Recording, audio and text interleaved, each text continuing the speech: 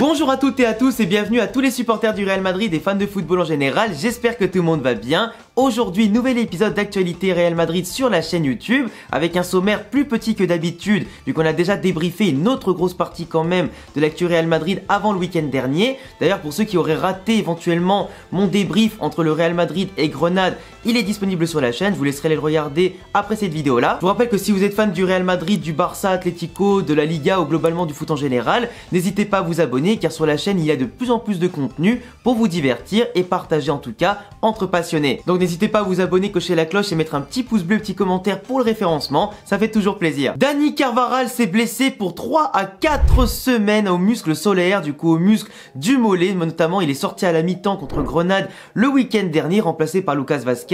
Carvajal qui avait récupéré le brassard de capitaine cette saison en tant que titulaire, il est retrouvé aujourd'hui avec un niveau mais absolument titanesque, que ce soit offensivement ou défensivement. Un Carvajal des grands jours, des grands soirs, des grandes années finalement qui nous avait quand même beaucoup manqué ces dernières saisons. Un Carvajal qui a retrouvé de la solidité, sa capacité à être tranchant dans les centres, dans les appels, dans les courses, les dédoublements, qui en défense est intraitable et qui bloque bien son couloir. Un joueur qui fait moins d'erreurs qu'avant, qui dribble aussi pas mal lorsqu'il est en phase offensive, qui fait sur des centres extrêmement précis, qui apporte du danger et surtout du surnombre important, et vraiment un défenseur aujourd'hui qui retrouve de sa superbe avec des interventions sur la ligne, dans la surface qui sont très propres et surtout très importantes, et un Carvajal vraiment des grands jours qui nous manquait énormément et qui va beaucoup manquer au Real Madrid ces prochaines semaines, qui va quand même devoir affronter le Betis Séville et Villarreal qui sont les deux grosses dernières équipes à affronter sur la première partie de saison en Liga, et après il y aura d'autres petits matchs bien sûr à ne pas sous-estimer,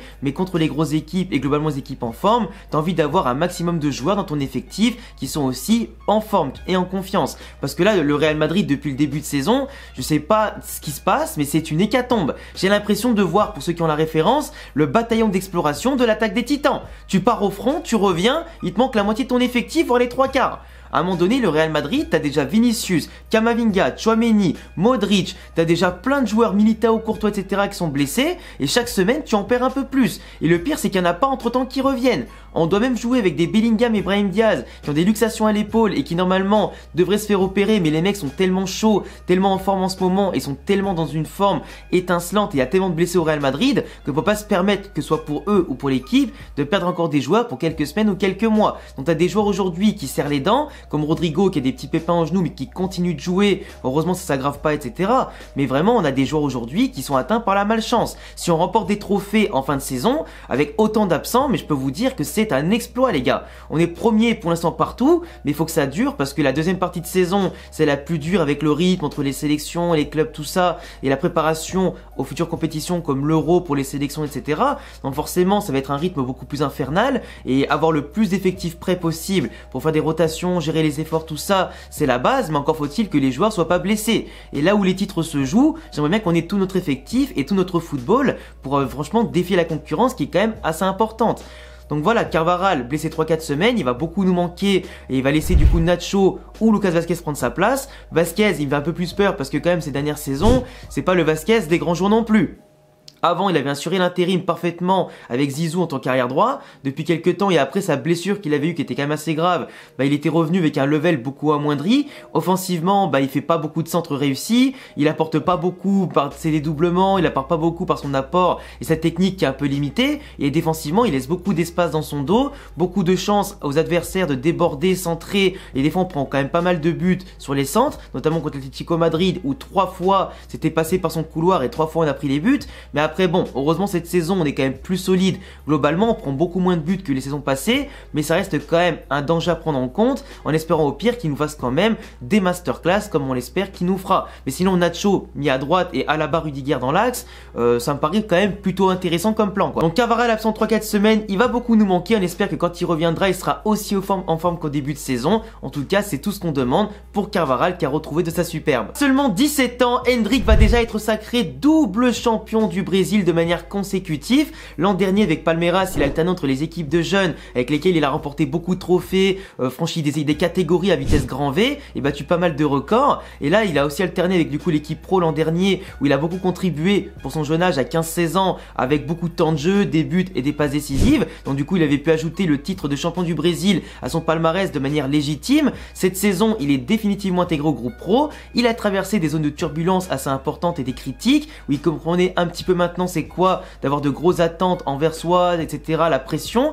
Il a eu des moments où il était sur le banc ou en tribune où il n'a pas joué plusieurs fois en tout cas d'affilée. Mais là, il est titulaire à plein temps. Il a fait déjà plus de 10 buts cette saison au championnat du Brésil, ce qui est un record pour un jeune de son âge. Et je crois que ça n'est pas vu depuis Neymar ou d'autres joueurs en tout cas aussi impactants. Il a fait pas mal de passes D, dont notamment hier soir contre Fluminense, où son équipe allait premier avec 3 points d'avance sur les concurrents. Il a fait un gros débordement, il a bousculé les défenseurs, il les a pris de vitesse, il a pris l'info, il a pris l'espace nécessaire, il a joué avec intelligence et surtout un sang-froid dans la surface pour éliminer le défenseur, s'écarter, la passe en retrait, ça rentre. Et le mec, il est tellement décontracté en ce moment qu'il fait même des danses Fortnite quand les adversaires font des changements pour dire à quel point la pression, ça y est, ça coule sur lui. Il a su faire le dos rond aux critiques, il a su prendre tout ça pour se créer un mental d'acier. Comme je l'avais expliqué dans mes vidéos, c'était ça qu'il fallait qu'il fasse pour développer son physique, son intelligence de jeu, lâcher les ballons, être décisif et surtout apporter toute sa classe et ses qualités au collectif. Donc là, ils sont plus qu'à un match nul parce qu'ils ont 3 points d'avance, il reste une journée, ils ont une grosse différence de but, donc à moins qu'au dernier match vendredi, ils prennent une valise et qu'en face les autres mettent des gros scores, bah ils sont quasiment champions et un nul leur suffit, tu vois. On va pas leur porter la poisse, mais il peut déjà être double champion du Brésil, il a déjà gagné la Super Coupe du Brésil aussi, etc.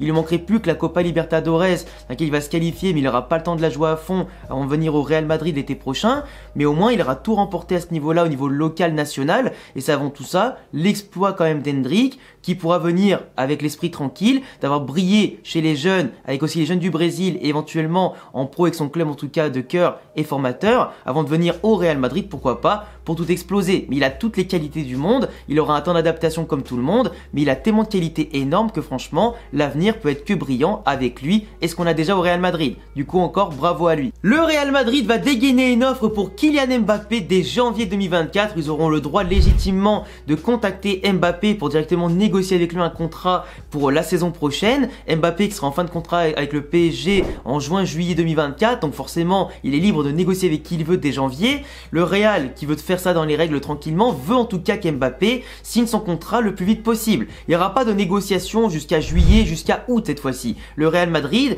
veut que tout se passe de manière efficace pour planifier l'effectif, pour planifier son budget, planifier quel autre attaquant au pire ils iront chercher si Mbappé ne signe pas au Real Madrid, et surtout que si un joueur veut venir, eh ben il viendra directement. Si le joueur ne veut pas venir et qu'il fait traîner les choses, eh ben il restera dans son coin. Le Real Madrid ne veut pas faire encore une saison qui soit compliquée ou un mercato compliqué.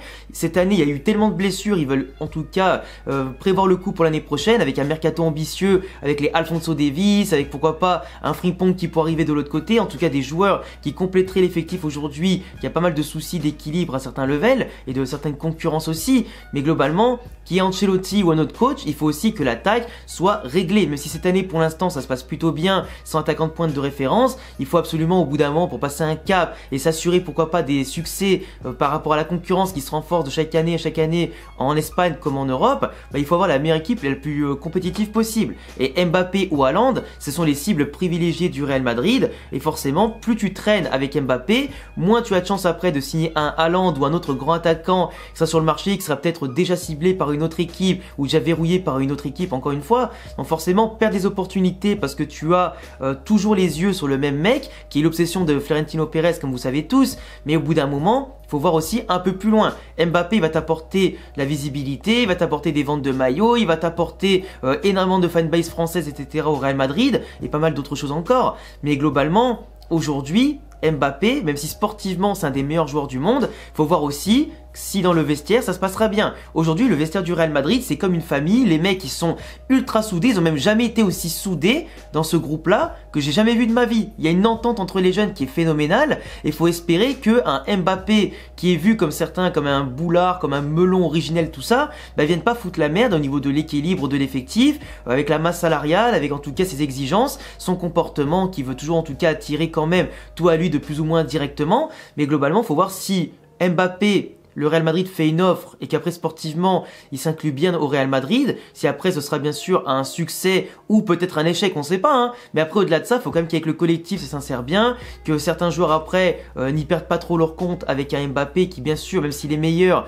pourrait bien tout chambouler dans l'effectif, s'il veut jouer en pointe, s'il veut jouer à gauche, suivant ce que fera en tout cas Ancelotti ou le futur entraîneur du Real Madrid.